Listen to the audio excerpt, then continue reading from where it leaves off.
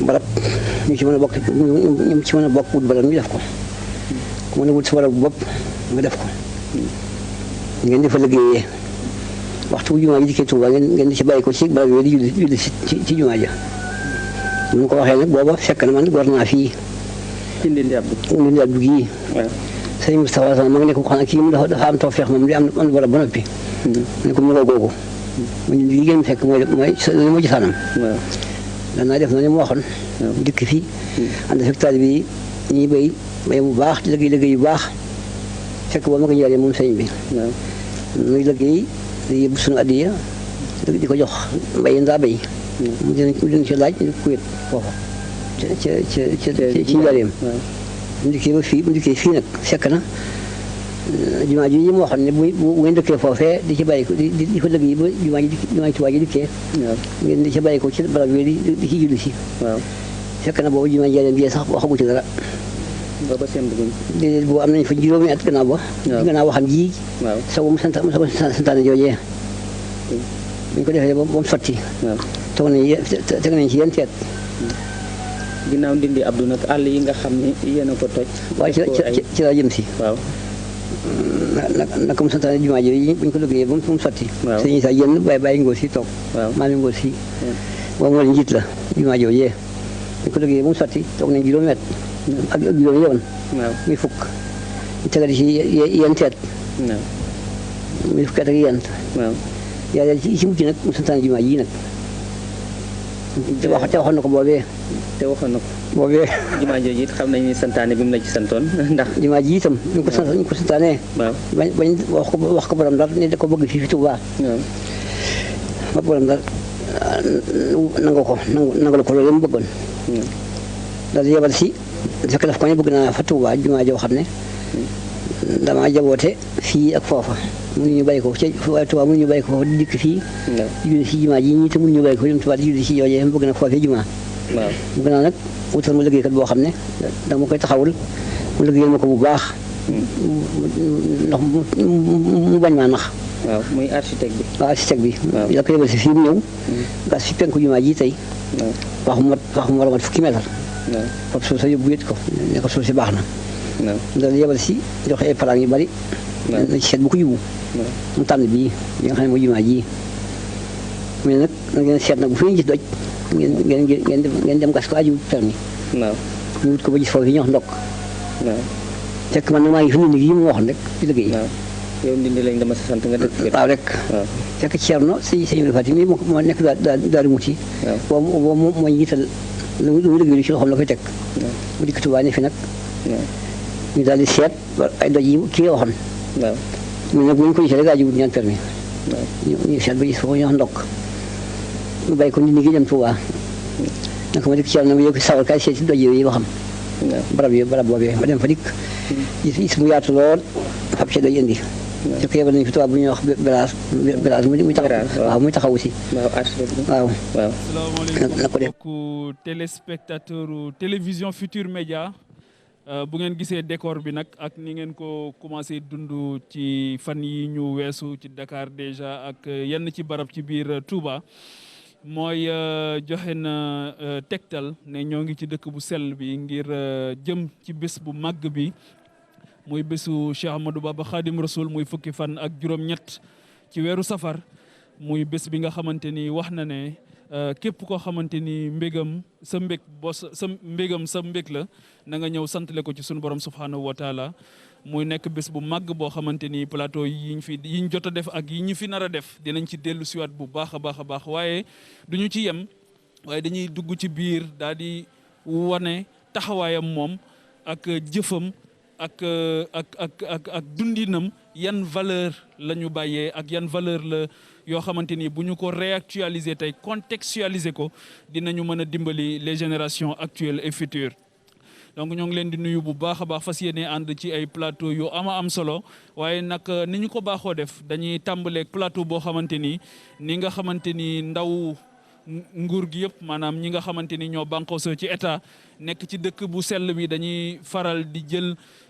ay directives yoo xamante ni ay recommandations yoo xamante ni dañ koy amee ngir dimbali ñi nga xamante ni ñoom ñoo dëkk ci dëkk bi ak ñi nga xamante ni ñoo leen di fekk si ngir ñu mën a def màggal gu mucc ayib. plateau bi ci yooyu la bokk ñu fas yéene ci ànd ak ki nga xamante ni moom mooy préfet arrondissement bu Ndam muy Babacar Ibra Mar Babacar ñoo ngi lay nuyu bu baax di la dalal ci plateau télévision Futur Média. jërëjëf maa ngi leen di fay donc di leen gërëm aussi ci opportunité bi ngeen ñu may pour que ñu mën a wax ak sunu mbokk waa Touba yi waaye au-delà sunu mbokk sénégalais yëpp li nga xamante ne bii moom lay état di taxawee ci màggal. jërëjëf Babacar gis ngeen masque yi nga xamante ni moom la ñu def dañu ko def dugal ko ci sensibilisation bi di ci fekk si ki nga xamante ni nag moom moo fi toogaayu Cheikh Ahmadou Bamba Khadim Rasoul muy Cheikh Mouhamadul Muntaka nga xamante ni sax buñ ko wanee moo ngi takk masque am ñuy fàttali rek ne màggal gi ñoo ngi koy def ci contexte boo xamante ni toujours ñoo ngi ci Covid bi waaye nag Touba daf ci illustré wu jamono bu nekk muy daaw ak ren ci wane ingénierie sociale boo xamante ni am nañ ko ci dund ak li nga xamante ni moom mooy mbas mi te ni nga xamante ni noonu la ko président de la république waxee woon daal ne duñu ko bàyyeeg sunu dund waaye duñ ko bàyyeeg dundam loolu je pense que sëñ Mountakha daf ko illustré de la façon la plus sublime donc loolu moo tax ñuy ñaaxaat ñi nga xamante ni yëpp ñoo ngi ci dëkk bi ak ñuy ñëw ñu gën a bàyyi xel li nga xamante ni moom mooy geste barrière yi loolu mooy c'est une belle transition pour ma introduire ki nga xamante ni moom mooy le médecin chef district sanitaire bu Touba muy Soxna si Diop ñoo ngi lay nuyu bu baax di la dalal ci sunu plateau télévision Futur Média. jërëjëf Pape Djibril ñun tamit ñuy nuyu ñëpp di tàmbali di nuyu xalif général des Mourides sëñ Mountakha Bachir Mbacke Bale di ko ñaanal mu yàgg fi lool te wér di nuyu ñu bokkal plateau bi on commencé par l'autorité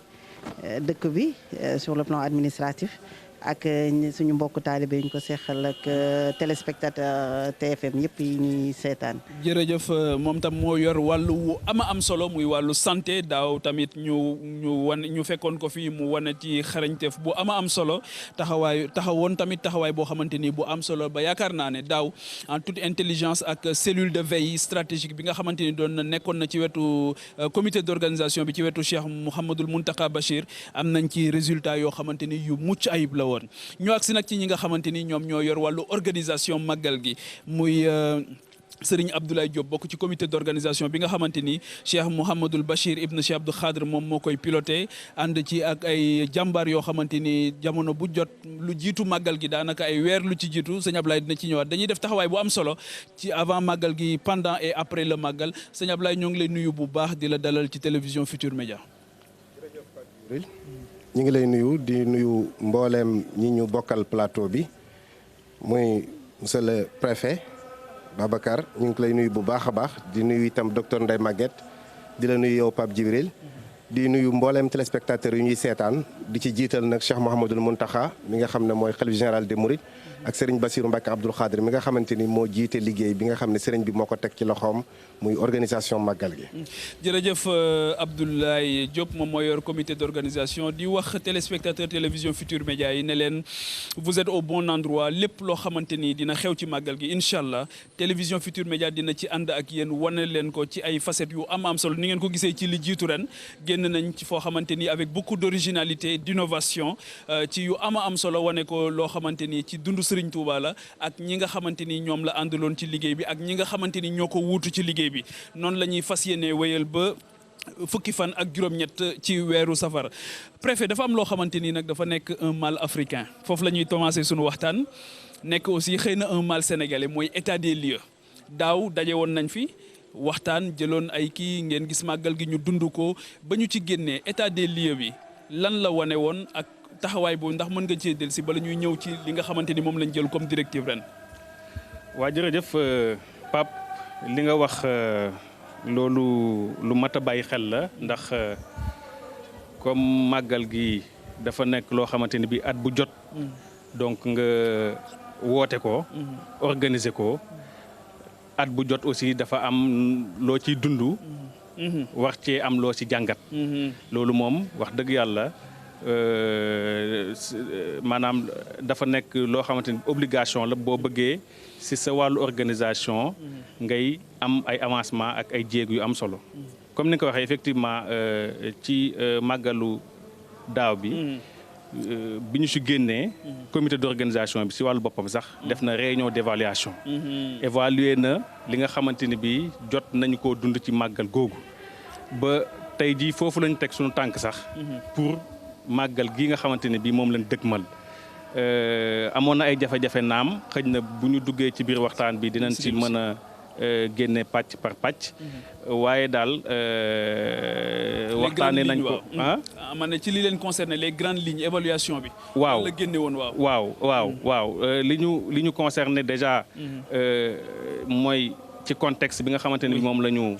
la ñu defee woon màggal gi. muy contexte boo xamante ni bi jamono boobu ñu ngi ci mbas mi. mbas mi boo fàttalikoo jamono boobu daanaka dafa nekk li ñuy wax kumpa ci ñun. waaw kumpa ci ñun ñu ngi doon gëstu di jéem a xool lan moo ko war a faj ak nan ko war a moytundikoo loolu mooy li nga xamante ni bii mooy contexte bi ñu ko defee woon daaw ren nag ñu am ci lu dal xel. mooy vaccination bi génn na. waaw loolu xam naa ne docteur sax moom dina si gën a mën a wax. beneen wàll ci contexte bi aussi mooy inondation yi. daaw aussi dañ ko defoon ci nawet. ren aussi ñu war koo def ci nawet. moo tax jàpp naa ne waajtaayu ren bi. mooy gën a jàppandi waajtaayu daaw bi. ndax daaw daanaka lu yees la woon pour ñëpp. waaye ren donc matukaay yi nga xamante ni bii jël na ko ci domaine yëpp. wane na nan ngeen ko waajalee nan ngeen organiser woo ba fii ñu toll nii. lan ngeen njëkk a def lan ngeen ci teg ba fan ak fan lañu toll nii. waaw loolu xëj na pour ñu wax ko faaw ñu jël pàcc par pàcc. waaw bu fekkee damay jël benn exemple rek daaw. ñëpp gis nañu ne. màggal gi manque ndox mi dafa taroon. waaw tar na trop. donc ba daanaka ba jour màggal gi sax béréb yu bëri amul woon ndox. loolu nag la ko waraloon xam nañu ko. waaw jarut sax ñu siy dellu si. waaye li am solo mooy li nga xamante ni waajal nañ ko ci at bii. loolu dina am saafara ndox bi dina am saafara. ndox bi yaakaar nañ mu am maanaam ak tan parce que nag Pape Djibril bu dee wax dëgg rek la. ñun jàpp nañu ne màggalu Touba. waxuma la sax Touba waaye bépp pays africain. buñ ko doon def bu fekkoon dañ ko fay def ak mbooloo mi ni muy wuysee fii. foofu tam donte bu fa dara xewul amuñu problème ndox bu fa màggal gi amoon day am problème ndox. ndax demande bi dafay forte. waaw ñun nag suñu yéene ak suñu mébét mooy fexe ba jafe-jafe yooyu ñu gën koo néewal nu ñu mënee moo tax bi ñu génnee ci màggal gi li ñu njëkk def mooy woote waxtaan acteurs yëpp ñu dajale leen waaye daf cee am barke bu ñu ci dab barke bi ñu ci dab mooy sëriñ bi ci wàllu boppam sëñ Mountakha yàlla na ko yàlla may gudd fan ak wér dafa woo sëriñ Ousmane Mbacké Gaynde Fatma xamal ko ne ko kat daf ko bëgg mu doon ndawam ci wàllu ndox mi daal di woo maire Abdou Lahad Ka ne ko yow itam dugalal sa loxo ci wàllu ndox mi depuis mois de février laa lay wax ba fii may wax ak yéen daanaka li ñu def ci ay réunion ëpp na 20 fukk yéene bi lenn kese la fexe ba jafe-jafe yi nga xamante ni bii gis nañ ko ci ndox mi ginnaaw diagnostic bu ñu def dañoo def diagnostic ba pare walbatiku diagnostic boobu nekk sunu base ñu fexe wut benn plan d'action. ba fii may wax ak yow sax plan d'action boobu nga xamante ni bii cadre de concertation bi moo ko taxawaloon. tey jii moom la OFOR sukkandiku pour am moom plan d'action màggal. lu am solo loo xamante ni bii musul am. donc ci loolu ñu jël ay matukaay benn bi ci matukaay yi mooy daaw jamono bii may wax ak yéen maanaam gaañ-gaañ yi amoon ci réseau bi bëri na ren nag ginnaaw bi ñu waxtaanee ak kilifa yi ñu ne kat la xewoon daaw lan mooy tax ñu moytandikoo mooy nañu jàpp benn date boo xamante ne bii buñ ci yeggee bu kenn gasati dara loo xamante ne bii amul nécessité pour màggal gi maanaam jëriñul màggal gi moo tax depuis le mercredi 8 septembre man maa jël sama arrêté ne suspendre toute intervention non nécessaire sur les réseaux enterrés. Très bien loolu tey jii moo ñu jural calme bii nga xamante ni bi am nañ ko ci réseau yi. Très bien dinañ si ñëwaat si fànn bu am solo surtout inondation yi parce que gis nañ ne ren aussi je pense que Touba ñi fi loru ci ndox mi bari na ba am sa ñoo xamante ni ñàkk nañ seen bakkan ñuy ñaan suñu borom mu xare leen àjjana docteur yow tamit daaw wax dëgg interpellé woon nañ la bu baax ndax Covid bi ci jamonoy Covid lañ ko doon def ren tamit ba tey moo ngi fi waaye dafay fekk tamit yeneen pathologie dafay fekk loo xamante ni tamit yeneen yoo xamante ni dajaloo daf koy favoriser daf koy waral daaw bi ñu génnee seen évaluation lan la wane ak nan ngeen waajale ren. waa Pape Djibril di wax rek ne que bi màggal gi passé ñu nit def nañ suñu évaluation di santaat yàlla bu baax nag ndax ni ko préfet waxee léegi rek on était dans un contexte boo xam ne c'était du nouveau on ci lu bees loo xamul te xam nga ne kuy dox ci loo xamul faaw di nga tiit ak quelle planification bi mu àndaloon ak lépp donc wax fa dëgg yàlla ñu def le état à travers le ministère de la santé organisé wu ak direction mi yëpp ñu planifier ba lépp loo xam ne jàpp nañ ne taxawaay la bu xam ne état war na ko am ànd ak comité d'organisation bi comme ni nga ko waxee ci commission santé waaye aussi ci appui unité d'alerte bi ñu ànd ko travail ñu liggéey ci harmonie ba mën a yëf yi jàll amuñu augmentation des cas mu nekk daanaka ventre mou bu dee noonu lañ ko mën a waxee ci tubaab dama xamul lu ñu koy waxee ci olof waaye yëf yi ñu gis ne wàcc na ba nga xam ne teg nañ ci ay fan yu bari te cas yi yokkuwul te loolu benn pàcc rek la woon ci wàllu santé li ñuy leeral rek mooy santé du yam rek ci Covid boobu nit yi dañuy ñëw pour yeneen feebar yu wàlle daf fi am te dañuy fagaru pour mu bañ leen dal nit ñi dañuy ñëw ak seen wér waaye pression bi dajaloo bi day indi ay risques yoo xam ne nit mën na fi feebaree nit mën na fi jëlee feebar di tam mënoon na am feebar bu doon nelaw sax si moom mu yeewu ci màggal gi donc pour dire que objectifu santé ci wàllu màggal gi mooy mbooloo bi lu mu bari bari parce que ñu ngi koy estimer à 4 à 5 millions war nañ fexe ba nit ki fu mu mënti ne bu dee wér la fi ñëwee ñu saytu ko dimbali ko ñaax ko ci li ñuy wax sensibilisation ba mu màggal ci jàmm ñibbi si jàmm ki nga xam ne tamit daf fi nekk ñu fexe leeral ko ba mu fexe ba du fi doom tamit du feebar du wàll kenn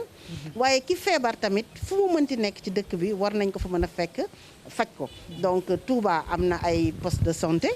am na ay centre de santé am na ay hôpitaux waaye terewul def nañ ay points avancés mooy gox-goxaat yi nga xam ne bërëbu fajukaay yi doyu fa dañ fay installer ay points médicaux avancés yóbbu fa ay docteur yóbbu fa ay garab ak yëpp di wax ne daal état organisé wu pour pàcc yooyu yëpp ci wàllu fagaru ci wàllu fagaru bi lu ngeen def. prévention lan ngeen def prévention sensibilisation bi benn la mooy communication bi ñëpp gis nañ fan yi SNEIPS liggéey bu rafet bi muy def ci wàllu communication bi te di la séeréel ne ko dañ ko ànd aussi ak comité d'organisation commission communication ba spot yi ñu génne flyers yi yëpp ñoom ñoo ñu si appuyer en terme dimanche ci valider ko tamit pour mu dëppoo ak waa Touba mais même les caravanes de sensibilisation yi ñu war a def ñoom la ñuy àndal nga xam ne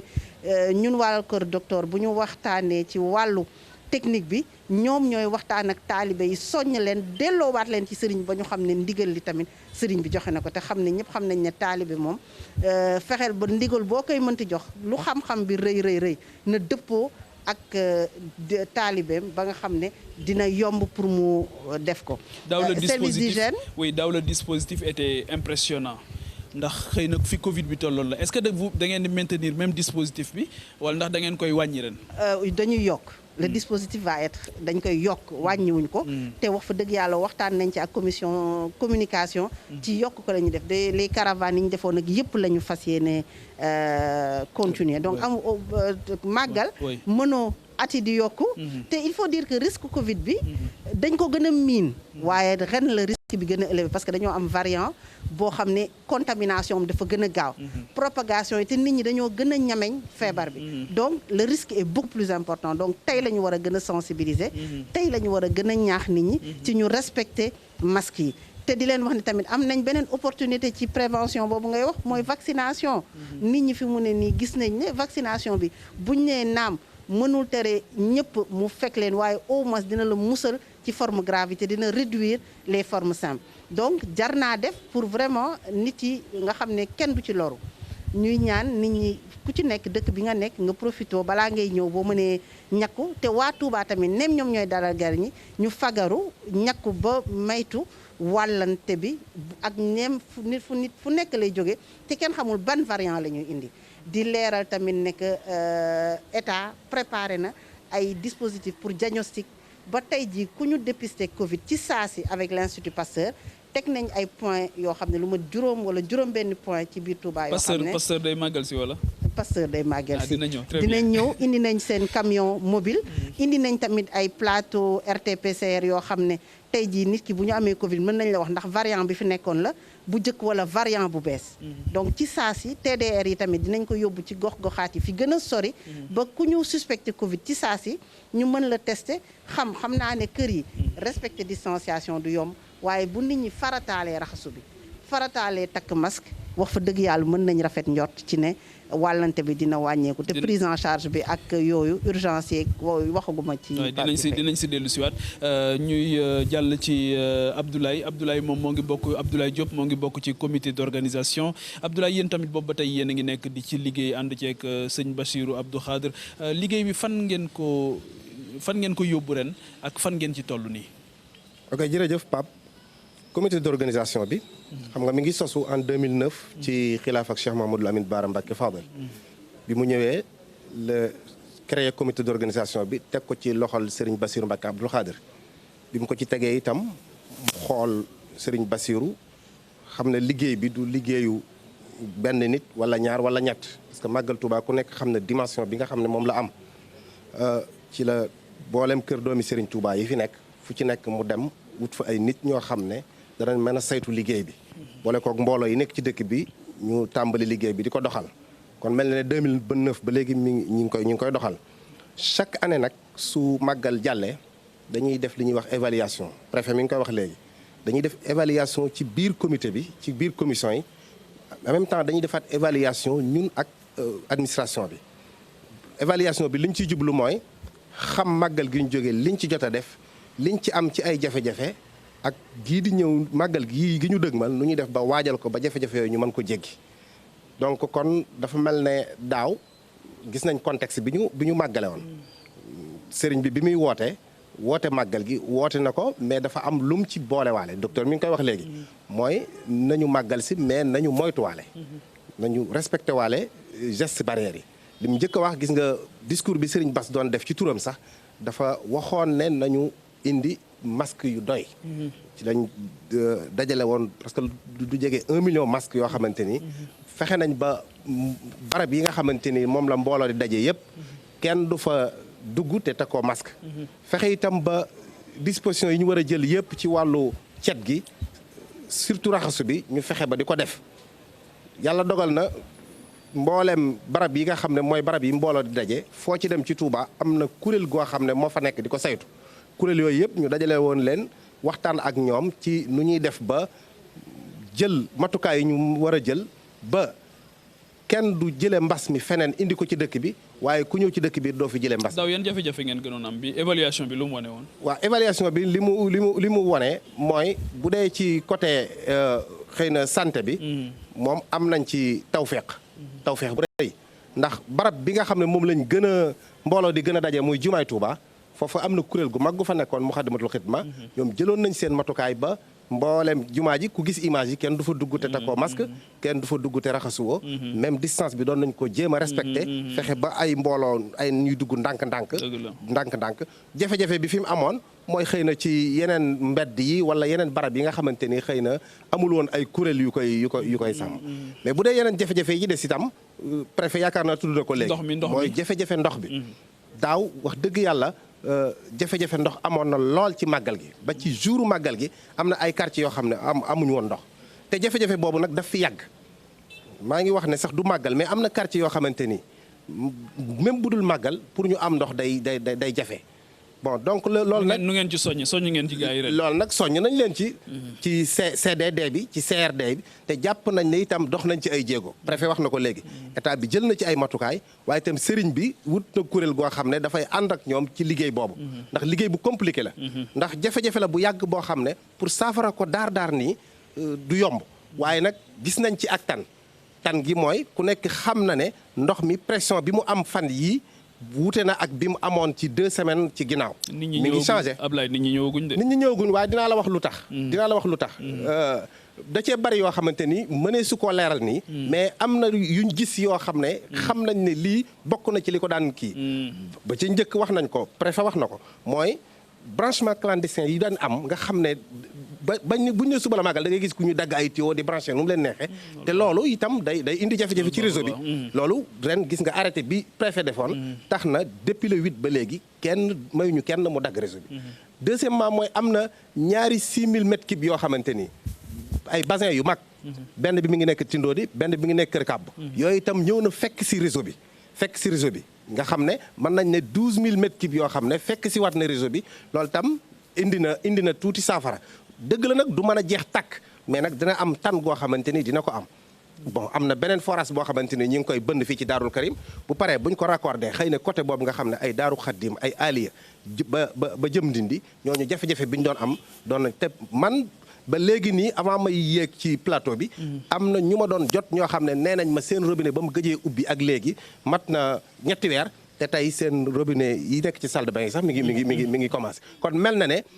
saafara mi ngi ciy am. ñu nekk ci inondation bon donc inondation yi itam jafe-jafe la boo xam ne mën nañ ne ñun ñëpp mënoon nañ ko xaar parce que màggalu nawet la màggalu nawet moom fokk mu am jafe-jafe surtout dëkk bi ni mu bindoo te du assainissement bi dafa daj quartier yëpp dajagul quartier yëpp yenn partie la fi nga xam ne amagu fa fokk muy taa waaye inondation yi. metti woon na ñi ngi masawu ñi nga xam ne loru nañ ci seen alal yàqu ci wala ñun ñàkk ci sax seen i bakkan parce que vraiment lu metti la mais nag mën nañ ne moom itam jël nañ ci ay mesures ndax comité d'organisation bi service yi nga xam ne dañuy liggéey ci màggal gi yëpp bu ci nekk am na commission boo xam ne moom la booleek moom muy ànd ak mu ko di ko gunge ci liggéey bi bu dee santé am na commission santé docteur Ndeye Maguette xam na ko bu dee assainissement am na commission assainissement boo xam ne suñu Cheikh Abdou Latif moo ko jiite ñoom nuit et jour fi ne ñi ngi liggéey ci ànd ak ñoom ànd ak waa ONAS ci jéem a wut ay moto pompe pour dégager ndox mi waaye itam président état du Sénégal déployé na moyens yu bëree bëri tey yoo xam ne xam naa préfet dina ci ñëw ci yoo xamante ne dana mën a évacuer ndox mi parce que gis nañ ne bassin bi nga xam ne moo nekk Kër Ñaa gënoon indi jafe-jafe bi li ndox mi doon dem xëy na dafa néew buñ defaree yeneen canal yoo xamante ni dina ci mën a jaar di dem xëy na ndox mi dootu fi dajaloo mel na ne bu boobaa kon xëy na dana wàññi ñëwaat ci yeneen commission yi nekk au niveau du comité d'organisation ngeen wax ñun nan ngeen ci taxawee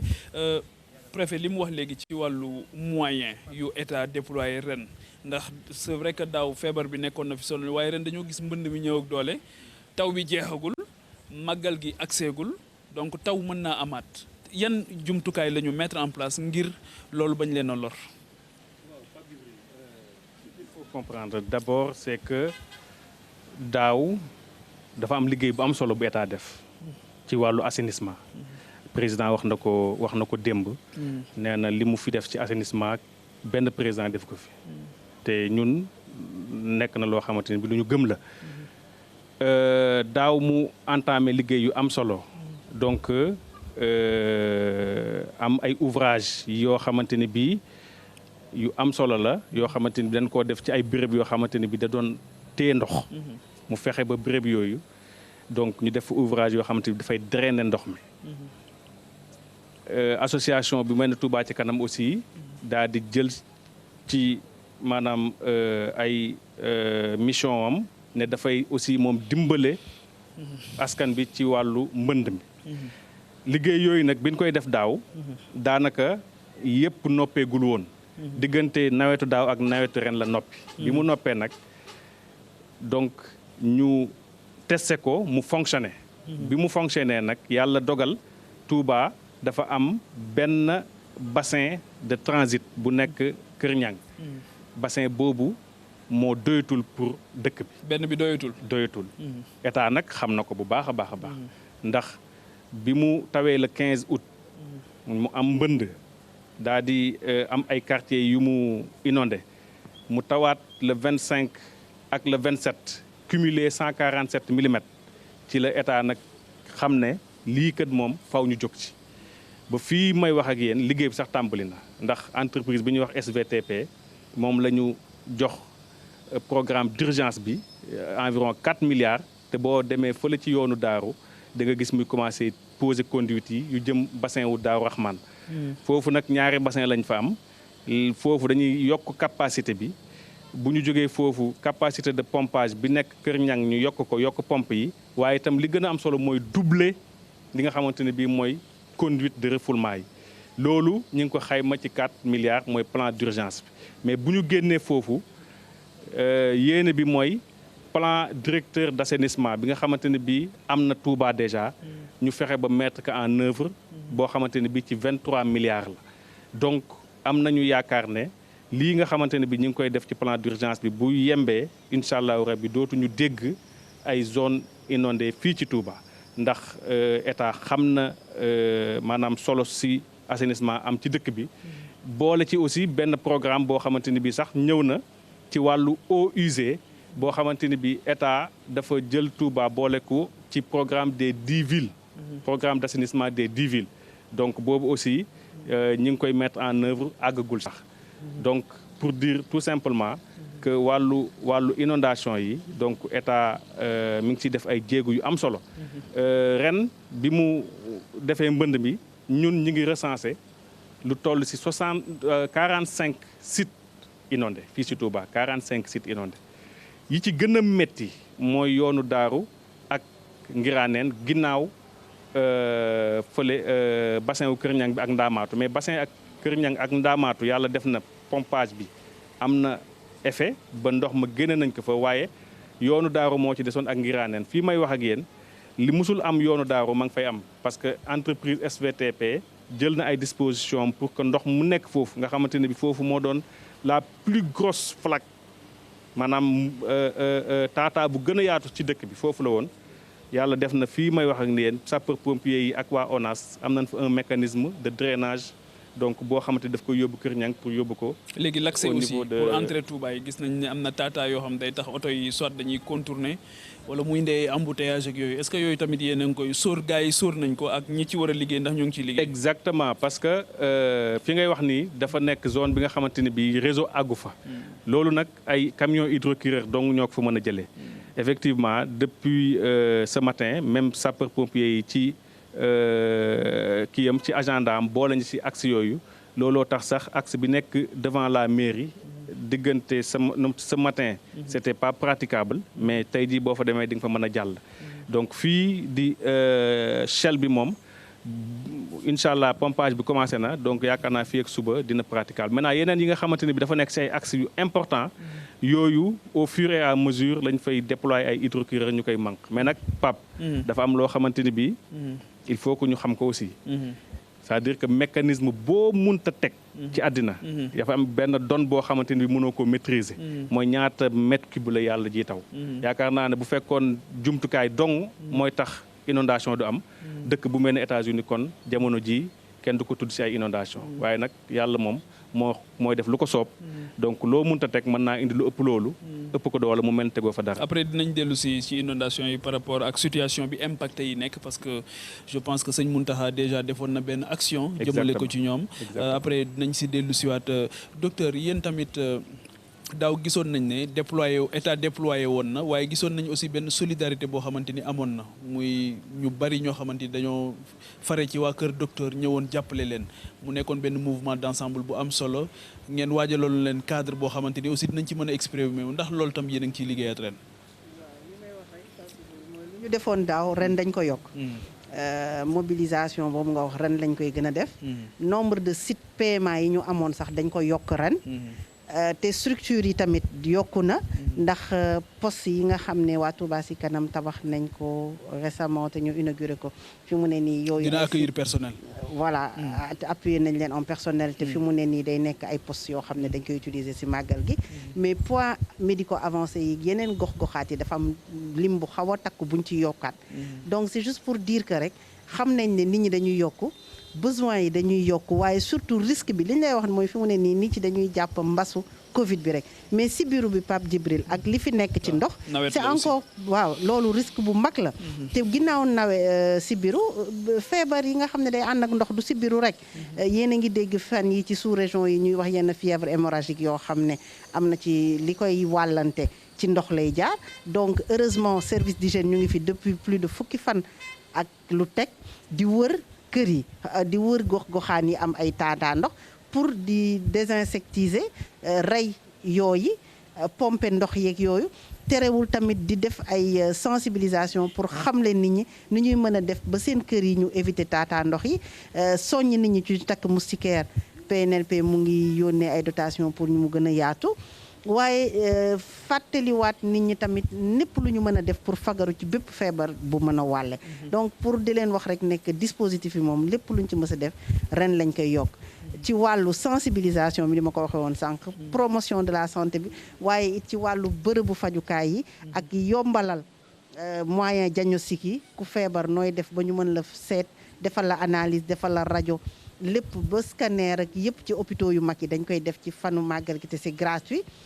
en plus évacuation yi SAMU municipal fi mu ne nii am nañ antenne régionale boo xam ne ren war nañ ko tijji ci màggal gi. sauf que màggal gi dem beeg dikk bi day jafe tamit xaw ma ndax loolu tamit yéen a ngi ciy liggéey. en fait looloo tax. pour circulation bi mën a c'est-à-dire non seulement yokk am na mooy antenne SAMU am na boo xam ne ñëw na ak ay ambulance am mais fi mu ne nii dañu jéem a quadriller ville bi. seet par zonage nga xam ne tey jii ku nekk lu mel ni Daaru Tanzil bien que. le centre secondaire le centre primaire bu district bi moo nekk Daaru Khoudoss mais tey jii ñoom bu ñu soxloo ambulance du ñu ñëw ba Daaru Khoudoss hôpital Matlaboul Fawzeyni mën na leen appuyer ki poste de santé bu sori bu nekk ci ginnaaw Touba bu mu mënti doon am na centre de santé wala poste de santé boobu ambulance boo xam ne moom moo koy gérer donc pour dire que ñu ngi ci dynamique gu lëkkaloo mutualiser ba nga xam ne te même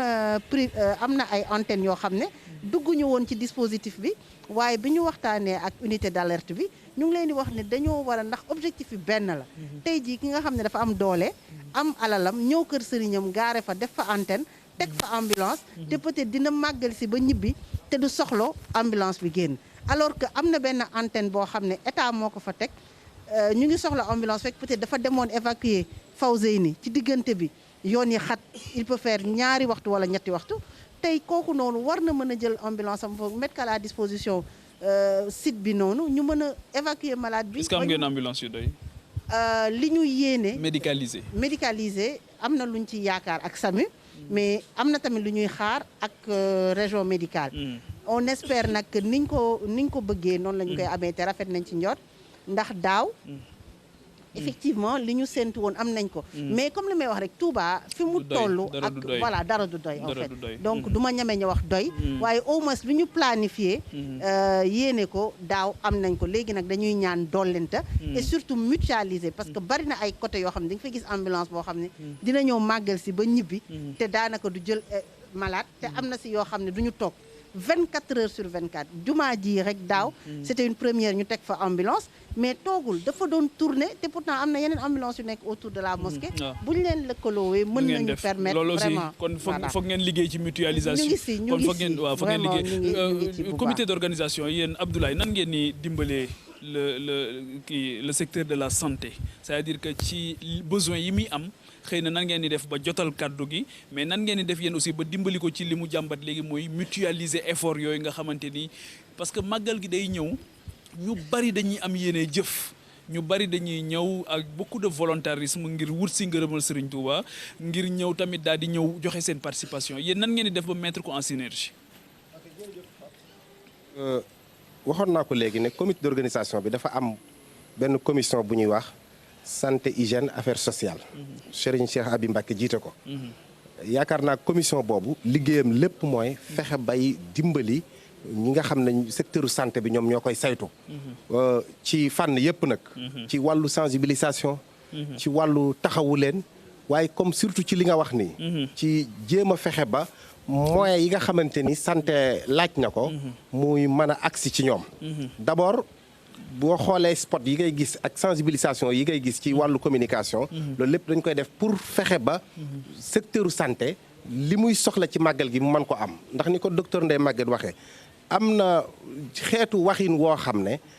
ñun ñu dund murit gi xam taalibe gi ñun ñooy xam ne nit ñi kat boo waxee ak ñoom nii danañ mën a topp ci dégg message bi te yaakaar naa loolu ku koy def sax sëñ Muntaxa ci nga koy royee ndax comportement am jëmmam mu takk masque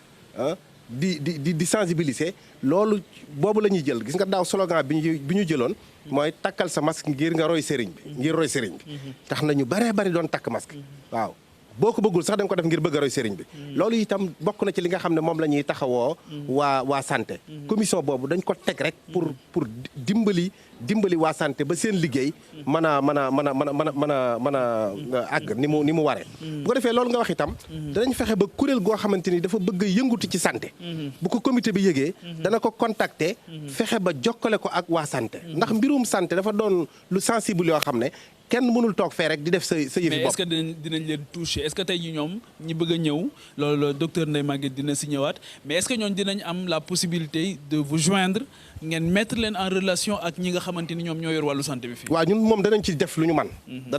man koo xam ne dafa indi parce que ni ko docteur Ndeye Maguette daaw am na ñoo xam ne dañuy jékki-jékki dañu bëgg a ñëw kat ci barab bu mel ne ñëw rek tànt fenn commencé faj tànt fenn ne dañuy commencé faj bu ñu demee dañ commission santé bi dana dem waxtaan ak ñoom yóbbu leen ci waa santé ñu war parce que liggéey bi dafa war a nekk benn xëy na yéene bi benn la mooy ñoom ñëpp dañu bëgg a liggéey ci màggal gi fexe ba secteuru santé am ndam ci màggal gi waaye nag buñ ko coordonné wul buñ ko lëkkalewul nag yaakaar naa résultat ba ñuy am dana néew lool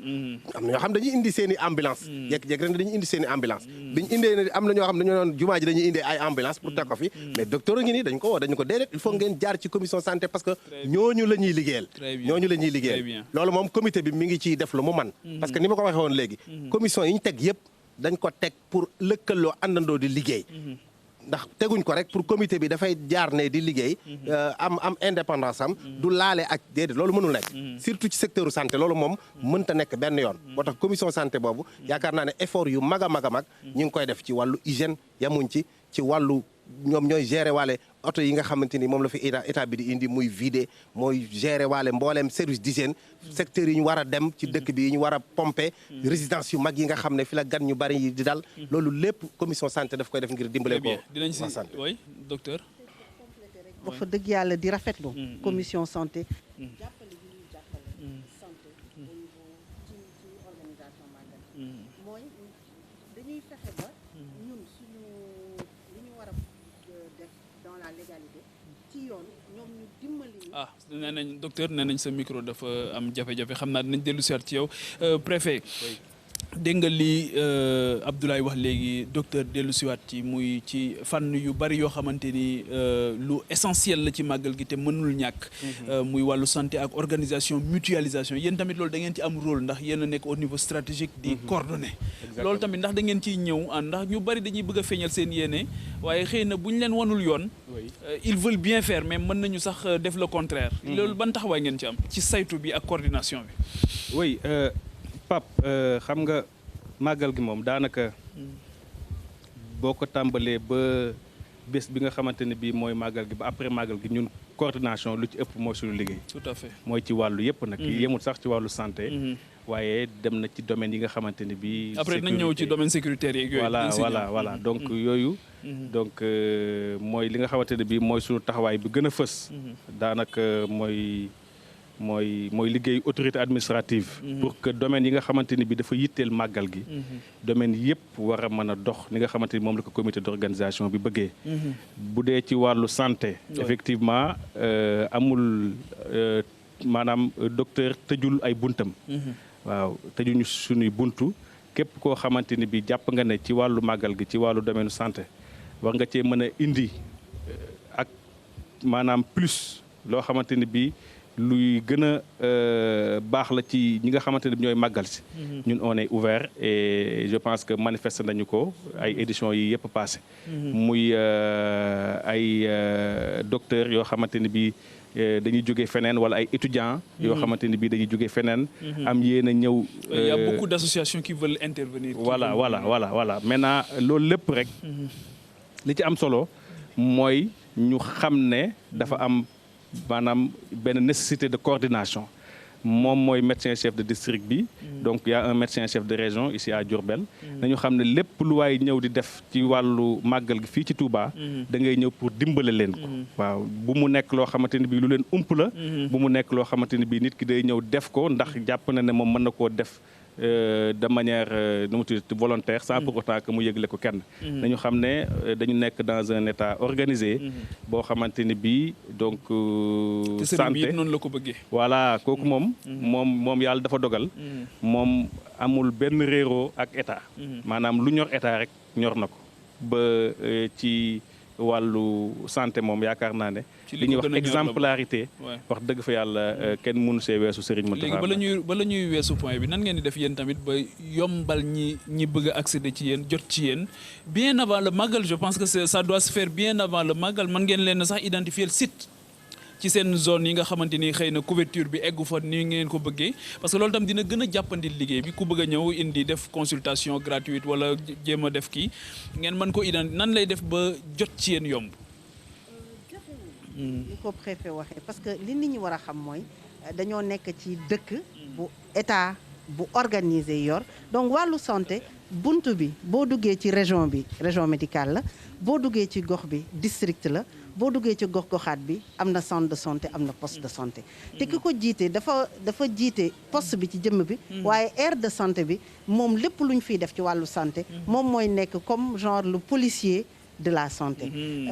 tey jii Touba Serigne Touba dafa njaboot bari ay ñu am xam-xam am yéene bëgg ñëw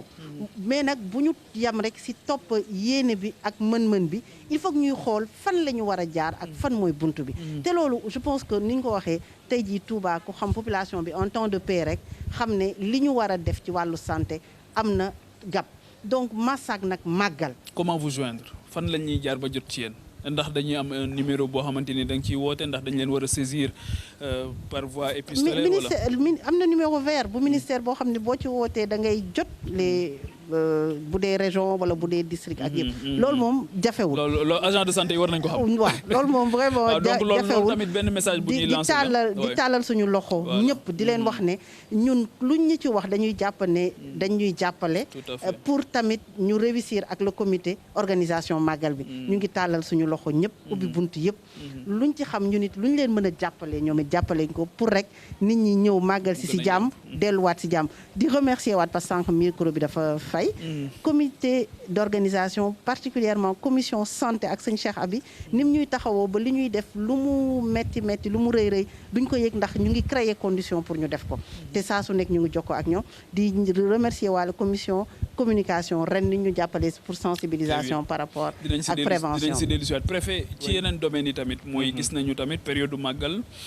période affluence la exactement waaye tamit da ciy bari ñoo xamante ni it ci la ñuy profito di def naka su dul noonu dëgg la muy ci wàllu délinquance waaye surtout ci wàllu li ñuy lekk ndax daaw nemmeeku woon nañ ko fi gisoon nañ tamit ay opération coup de poing yoo xamante ni amoon na ci ñoo xamante ni xëy na mën nañ cee profito ngir seen loo xamante seen njaay moo xamante ni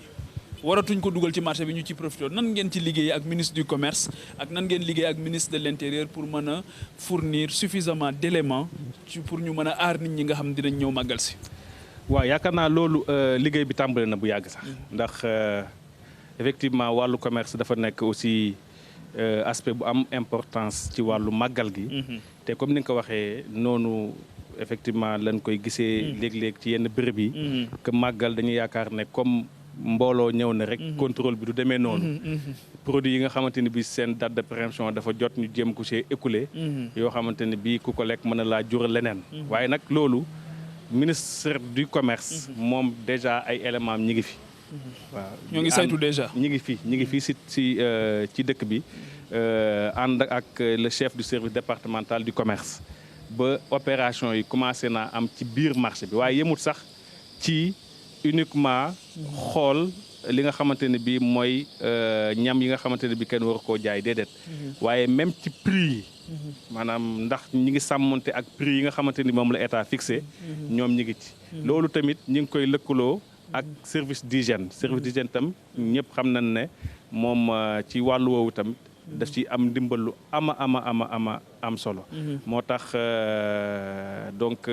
ñoom ñaari services yooyu lëkkaloo nañu. pour que li nga xamante ni bii mooy li ñu war a jëfandikoo ci màggal gi mu nekk lu sell. mu nekk lu baax ci nit ñi. waaye mu bañ a nekk loo xamante ne bi daf leen di lor. waaw loolu moom ñoom bokk nañ ci service yi nga xamante ne bi ñooy njëkk a ñëw. le marché aussi sera suffisamment approvisionné. Exactement. bërki démb laa jokkoo ak service du commerce. il m'a confirmé que amul benn risque de pénurie. donc le marché est bien approvisionné benn crainte lan amagum. mooy ci wàllu pomme de terre bi waaye pomme de terre ñëpp xam nañ ne kenn du ko teel a indi. parce que boo ko teelee indi dafay yàqu. mais donc au niveau national donc am nañu suffisamment de stock boo xamante ne bii mën na servir ci màggal tey jàpp naa ne xëj na ci weekend bi wala suba wala ginnaaw suba. boobu mooy tuuti conteneur pomme de terre yi dina commencé. d'accord très bien Abdoulaye bu fekkee ne ci domaine commerce bi surtout daaw gis nañu tamit jafe-jafe boo xamante ni marché yi doon nañ ko am leneen li nga xamante ni aussi am na mooy wàllu salubrité. ci marché yi ndax am na liggéey boo xamante ni comité d'organisation bi def na ko pour foofu ñuy jaayee di fa jënde ñu mën fa fekk quand même tawfeex ci wàllu cet goo xamante ni ak ci dëkk bi un peu partout ndax comité d'organisation bi am na ci liggéey ndax def ngeen ci dara. waaw comité d'organisation am na benn commission bu tudd commission salubrité. assainissement lañ koy wooye. waaw Cheikh Abdou Latif moo ko jiite. ku nekk xam na ne première safar bu jot. dañuy woote benn journée boo xam ne parce que mën naa ne la sax ay 5 jours yoo xam ne nettoiement la. dëkk bi yëpp la ñuy nettoyer. dëkk bi yëpp fi mbalit nekk fu fi tilim nekk marché yi lépp. gis nañ sëñ Modou Mbenda Fall. sëriñ Modou Mbenda ñu ngi ciy gërëm Baye Fall yëpp waaw ñu ànd kook ñoom. nga xam ne mën naa dem def nañ 5 jours yoo xam ne dëkk bi fenn desul dem nañ ba ci cimetière Bakhye yi fépp nettoyer nañ ko. waaye nag comme ni nga xamee màggal foo xam ne ay 4 millions de personnes dafay daje 5 millions. fokk mu am ay tilim. loolu nag comité bi li mu ci def mooy sensibiliser. ñii ñëw bàyyi xel ne dëkk bi ñuy ñëw dañu fekk ñu waajal ko ba mu mel ni mu war a mel. moytu sànni mbuusi ci mbedd yi ñoom itam mais est-ce que waajal ngeen aussi ay bac à ordures yoo xam ne dinañ ci mën a def loolu kay commission boobu dafay liggéey ak service état yi mu fi indi surtout UCG boo xoolee UCG mbedd Touba yëpp di wër jumaa ji yëpp foo leen gis nuit et jour ñu ngi teg ay bac à ordures yoo xam ne yu mag la yoo xam ne dañuy nag bon mën nañ ko fa teg nag mais il faut que ñu sensibiliser ñu am habitude nag ñu bàyyi sànni ci mbedd bi di sànni ci mbedd bi nag di ko teg foofu rawatina màggal nga xam ne ñu baree bari dañuy rey ay gàtt ay nag ay kii di sànni ci mbedd mi yooyu yëpp nag yu ñu war a bàyyi xel la bu dee ci côté bi mu wax itam ci wàllu commerce bi naam produit yi mu am na waaye ñu moytu bu baax a baax nag bëgg def màggal Touba rek dëgg la Touba dëkku xéewal la waaye nag ñu moytu di fi indi ay musiba mooy ay produits yoo xamante ni seen kenn waratu koo jëfandikoo yàqu na surtout lu jëm ci wàllu alimentation loolu lu doy waar la loo xam ne mën na créer ay feebar yoo xam ne mën na jaaxal waa santé loolu itam nañ ko moytu xam ne dëkk bu ñuy ñëw di jariñoo la mais niñ fi mën a jariñoo noonu lañ fi mën a loro ci boo fi defee ab safaan loolu itam comité bi mi ngi ci jéem a sensibiliser lu mu man pour nit ñi di ñëw am benn comportement boo xam ne comportement bu baax la boo xam ne danañ ko mën a nekk ci màggal gi ba jóge fi te dara du yàqu. docteur yeneen pathologie yi nga xamante ni tamit nemmeeku ngeen wax nga léegi paludisme bi yeneen yi nan ngeen di def ndax daaw daanaka dafa meloon ni sax Covid rek a fi amoon waaw te xëy na sax dina am yoo xamante ni daf ko fi fekk. seen hôpitaux yi xëy na. Capacité yi du demee noonu wala soit lu mu kii parce que fii c'est une grande agglomération démb rek président de la République koy fàttali di wax ne c'est la 2e grande ville du Sénégal en termes démographiques yeneen pathologie yooyu nan ngeen di def ba ñu am brèche ba nga xamante ni di ngeen leen mën a jël en charge correctement ci biir màggal gi ndax xam naa ne du nekk lu yomb. waa du yomb waaye duñu créer brèche en fait dañ koy jël en simultané lépp dañuy laare autant dañuy nekk ci fexe ba nit ñi respecter mesures barrières yi waaye dinañ fexe aussi ba nit ñi fagaru ba li mel ni sibiru parce que fi mu ne nii sibiru ak ni Touba mel ci ndox ak nawet bu ñu defal attention mën na sonal nit ñi lu ëpp li Covid di jël fi mu ne nii parce que ñu ngi sant yàlla Covid bi mu ngi tendance baissière donc ni ñuy xeexee pour Covid bi nit ñi respecter mesures barrières yi surtout dem vacciner wu noonu la ñuy fexee ba nit ñi tamit respecter mesures de protection ak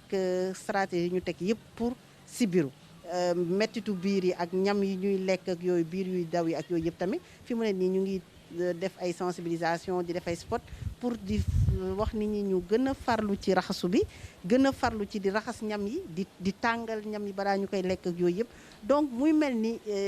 dañu bari ñun tamit ay commission yoo xam ne ci biir santé bi ku ci nekk ak sa secteur pour wàllu tamit cas yi li ngay wax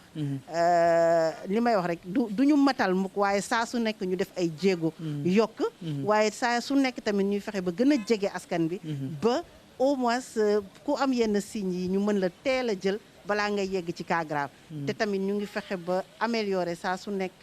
référence contre référence ba daal fu malade nekk ñu jël ko ku feebaru tamit ñu fexe ba nga bañ a feebar ku wérit ñu dimbali la ba nga nekk si wér ñibbi si wér màggalee si wér delluwaat. li ñu dese bariwul les personnes âgées tamit gis nañ ne tamit màggal bu jotee ñu ci bari dañuy ñëw mag ñi waaye suñu ñëwee tamit gis nañ ne xëy na dañuy tegoo coono boo xamante ni daawuñu ko faral a am ba souvent jafe-jafe yi foofu tamit day am loolu ndax am ngeen ci message wala ndax am ngeen ci benn préoccupation particulière. effectivement ñooñu moom dañ leen di defal ay message yu particulier wax leen ne leen déjà nawet la doomu jàngoro yu circulé day gën a bari mais tàngoor bi ñoom tamit ay lu mel ni déshydratation ay coup de chaleur daf leen ni sonal tey conditions yooyu day gën a yokk seen tension ñu ñi si amee diabète tamit bu ñu sàgganee ak li ñuy lekk yàlla bu mu nekk njaayeen yi ñu xaw a yokk seen loxo mën na def déséquilibre diabétique donc vraiment ñoom moom bu ñuy wax ni ñuy waxee naan risque de transmission Covid ñoom tamit noonu lañ leen di waxee des personnes à risque yoo xam ne dañu soxla ñu toppatoo leen taxawu leen te ñu bañ a topp seen aal topp seen bëgg kii rek mais soo voilà topp seen xër ñu bàyyi xel seen wér-gu-yaram waaw ñu bàyyi seen xel seen wér-gu-yaram te lu ñu yëg seen yaram ñu ngi leen di ñaan ñu teel a jege kër docteur ba ñu seet leen seetantal seen yaram ba lu ci am ñu teel ko jël balaa ñuy yegg ci cas grave. docteur li ñu dese préfet li ñu dese bariwul ci wàllu coordination tey fan ngeen ci toll fi mu ne à une semaine du Magal exactement fan ngeen toll actuellement ci état des lieux bi est-ce que tamit am na benn suivi boo xamante ni dina am ci ñi nga xamante ni dañu yor ay direction ñu war a intervenir directement parce que ministère yi dinañ joxe directive les directions aussi dañu am ñoom sur le terrain beneen liggéey sur le plan opérationnel est-ce que ñoom ñoo ngi ci terrain bi wala ñëwagul ndax am na ñu ne dañuy ñëw ba tey te gisaguñ leen. ñi nga xamante ni bii donc ñoo war a ñëw. daanaka ñi ci ëpp ñëw nañu. bu dee ci wàllu sécurité ay détachement précurseurs yëpp ñëw nañu. très bien donc le reste de la troupe certainement. Demain ou après-demain au plus tard. Maintenant coordination bi nga wax loolu effectivement dafay am. ndax dafa am benn état-major. boo xamante ni bi gouverneur moo koy jiite. boo xamante ni bi dafay siéger au niveau de la sous-préfecture. nga xamante ni bi comité d'organisation bi. ak l'ensemble des services yëpp. ñoo ñëw teewee ko. très bien c'est bon donc ñoo ngi dellu siwaat ci préfet ñu jottali ko ndox bi. ñoo ngi dellu si moom Abdoulaye comité d'organisation bi ci wàllu saytu bi ak commission yi nga xamante ni nekk na ci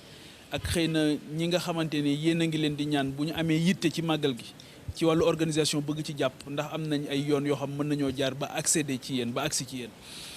waaw ak surtout nga revenir rapidement ci commission yi nga xamante ni moom ngeen composé ak seen rôle. waaw comité d'organisation bi. comité la boo xam ne wax naa ne sëñ Bassirou Mbacké Abdou Khadir mooy président bi. Sëriñ Ousmane Mbacké Gaynde Fatma mooy coordinateur bi. am nañ secrétariat général. am nañ itam ay 10 commissions yoo xamante ne ñoo nekk ci biir. organisation moo yor accueil hébergement. restauration délégation religieuse yi fi ñëw. am na beneen commission boo xamante ni relation extérieure la yor. gan ñuy jóge bitim réew. am ñoo xam ne yor santé hygiène affaires sociales. am ñoo xamante ni yor hydraulique électricité. am ñoo xamante ni intendance la. am boo xamante ni moom moo yor assainissement. wax naa ko fi sànq. am boo xamante ni itam. comité d'alerte boo xam ne daaw lañ ko créé la ko Serigne Mountakha créé jël professeur Lamine Gueye moo ko jiite pour mu ñëw dimbali santé pour ci wàllu sensibilisation ak contexte Covid bi ñu nekk nga xam ne ay commission yu bari la yoo xamante ni commission communication ak culture bi Serigne Cheikh Abdou Lahad Mbacké Gaynde Fatma jiite ko te nga xam ne bon màggal gi daanaka liggéey bu am solo lañ ciy def culture conférence yi ñuy def di ko waajale màggal gi nga xam ne ren thème central bi moo nekk kasbul xalaal maanaam fàggu lu lew doon nañ ko wax sànq dañu war a fexe ba ñiy ñëw Touba di màggal si am comportement boo xam ne li ñu fi def day lew ñu jële ci barke liggéey bu lew doo jaay lu bon doo jaay luy lor nit doo fi def loo xam ne da nga ciy loroo kasbul xalaal mooy thème central bi waaye nag comité boobu itam jëfewuta jokkool ndax bon ñu ngi ci résidence Cheikhoul Khadim bi kër Soxna Sugaan mooy siège social bi fa la ñu nekk mboolem commission yi ci nekk tey nit ñi war ko soxla itam yaakaar naa waa hydraulique danañ ñëw fii ak OFOR am nañ ay numéro vert yu ñu joxe yoo xam ne pour képp koo xam ne dem nga ba soxla ndox parce que malgré lii ñu def yëpp ci ay effort pour ndox mi kii mais teewul ñu bàyyi xel ne mënta saafarawu à 100%. fokk am zone yoo xam ne danañ am problème mu ndox bu boobaa dañ mën a adressé wu ci numéro vert yooyu ñu mën leen may ndox kon daal li ñuy kii mooy fexe ba kuy màggal si daal nga xam ne màggal gi événement religieux la nekkut nag barabu caaxaanukaay wala barabu fowukaay màggal gi bu ñu ko def yëfu fow mais nañ xam ne bis la boo xam ne sëñ Touba dafa ñaanoon képp koo xam ne mbégam sa mbég la nga santale ko ci boromam kon kenn waru fee ñëw di fexe ba di fi loro kenn waru fee ñëw di fi loro préfet ñu bàyyi la nga eggale rek surtout question bi ñu la doon laaj léegi par rapport ak ñi nga xamante ni mbënn mi daf leen touché woon waaw te état bi réagir na mais avant état di réagir sëñ Mountakha aussi réagiroon na ngir jàppale leen ci bu njëkk bi fan la ñu toll ñoom ak ndax ñoo ngi leen di wutal ay solution ngir ñu mën a dalal nit ñi ñoom tamit parce que màggal la ñu bëgg dalal nit ñi la ñu bëgg.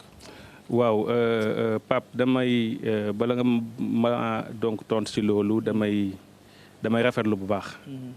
li nga xamante ne bi Serigne Mountakha ci wàllu boppam. def na ko. wanewaat na encore donc exemple ndax dafa wane ne. donc moom li nga xamante ne bi dal na askan li nga xamante moo nekk Touba lu mu yëg la waaw ba tax ba balaa kenn di si dugal dërëmam sax moom moo yëkkati alal ju toll noonu dugal ko ci te li gën a rafet sax mooy daf ko jël sax jébbal ko état jox ko gouverneur donc na ko donc boole ko ci li nga xamante ne bi mooy li nga xamante ne mooy état di jàppale ci ñi nga xamante bi ñoo loro ci wàllu mbënd mi muy lu rafet loo xamante ne bi yàgg nañ koo gis maanaam mu posé ay actes yu mel noonu yàlla may ko mu yàgg fii rek di ko wane amiin ci maanaam li nga xamante ne bi état def na ko moom amoon na lu ma si junj sànq nee naa mbënd mi dafa am ñaari mbënd Touba nag dafa am boo xamante ni le 15 août la am boo xamante ni le 25 août la le 15 août déjà bi mu commencé rek le dispositif de riposte bi daal di ñëw taxaw kër yi nga xamante ni ñoo loro woon ci kër ñang ñu jéem a fexe ba génnee ko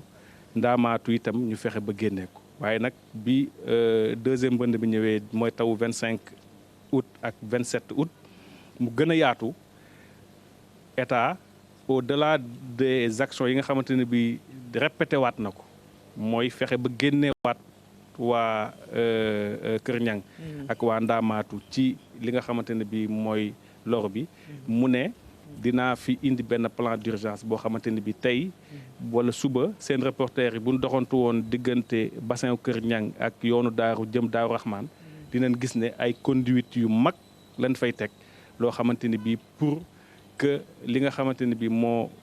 fi am bañ fee amati ñi nga xamante ne bi ñoo nekk yoonu daaru nga xamante ni bii at bu jot ñoom ñooy gën a dund mbënd mi jamono jii may wax ak yéen sapeur pompier ak ONAS teg na fa un dispositif boo xamante ni ña ngay pomper ndox mi pour génnee ko ngiraan neen nga xamante ne bii kenn daaw ko limaale ci mbënd mi waaye bi yoonu daaru tojee maanaam mbënd ba dépassé ko donc débordé ci leen daal di ñoom dund li nga xamante ni mooy inondation bi jamono ji may wax ak yéen ay hydrocureur ñu ngi fa waaye tamit installé fa ab pompe boo xamante ne bii ña ngay jéem a tirer ndox pour mu génn suñu yéene daal mooy képp ku dëkk Touba balaa màggal nga mën a màggalee sa kër yéene la nag yéene nag moom sunu borom mooy sottal ndax fii may wax ak yéen mën nañoo dem ba yaakaar na ñëpp gën na leen sax yàlla ji defaat li nga xamante ni moo ko soob maanaam mu tawaat waaye daal yéene bi moom mi ngi fi yéene bi état bi wane na ko génne na 1 milliard jox ko SVTP mu tàmbali liggéey bi sur un plan d'urgence de 4 milliards am yéene aussi mettre en œuvre le plan d'urbanisme nu mu tudd le plan d'assainissement le plan directeur d'assainissement de Touba yaakaar naa ne loolu yéen a mënu ko gën a kowe moo tax sànq may wax ne li président wax keroog ci ouverture hôpital bu bees bi lu ñu mën a dëggal la ndax wax dëgg yàlla fii état dugal na fi alal ju bëri ci wàllu assainissement waaye nag Pape dëkk bi mbubb moo ko dogal tey bu subaa mu xat ko dëkk bee mel noonu maanaam ni muy màggee waaw ci maanaam rythme bi muy màggee investissement yi ak infrastructure yi mënu koo topp loolu nag kéemaanu Sëñ Touba la donc ñu xam ne daal yéene bi moom mi ngi ci waaye nag dëkk bee demee noonu. très bien xam naa ne foofu la ñuy jeexalee jotaay bi. dañuy continuer di ànd ak yéen incha allah. muy Mamadou Lamine le comité d'organisation muy docteur Ndeye Maguette muy préfet Babacar Ibra Mar dañuy wëy di ànd ak ñoom li nga xamante ni aussi yëpp dégg nañ ko fii te ñu koy saytu équipe bi di ko saytu depuis le début jamono bu nekk aussi équipe rédaction bi nga xamante ni dafay déplacé wu ñëw dina ci continuer di ko wane. di alerter aussi di amee benn vigilance parce que Abdoulaye wax na ko léegi ay millions yu personnes ñoom ñooy déplacé wu ñëw fii nga xamante ni moom mooy dëkk bu sell bi di Touba te li ñu bëgg mooy nit ñi ñëw si jàmm dellu si jàmm daal di màggal goo xamante ni gu mucc ayib la Abdoulaye wax na ko léegi thème bi ñu choisir nag ren dafa nekk au cœur des débats dafa nekk au cœur de la préoccupation de l'humanité muy nan la ñuy def ba nit ñi mën a fàgg lu lew jëfandikoo bu lew bu am solo dëppoo loolu nag ak li nga xamante ni moom la alxuraan wax ne noo faggoo rek noonu ngay jëfee kon fàggu lu leew lu am solo la ren dinañ ko waxtaane ñoom oustaz Assane ak ñi nga xamante ni ñëpp ñoom sëñ Jili dinañ si ñëwaat ñëw yu am solo di leen fàttali rek téléspectateur u télévision Futur Média ne du leen rëcc ren ci màggal gi incha allah TFM ni mu ko baaxoo di def déployer na les gros moyens pour vous faire vivre les grands moments de ce grand événement bi nga xamante ni ci lañ jëm ci fukki fan ak juróom-ñett ci weeru safar ñu leen di gërëm bu baax di leen sant di leen bàyyi ak programme mu télévision Futur Média ci Touba lay nekk incha allah xam naa ne oustaz Assane ak ñoom sëñ Jili ñoom dinañ ñu wutu léegi ci plateau bi ngir wëyal waxtaan bi ak yéen di leen gërëm bu baax di leen sant jërë ngeen jëf.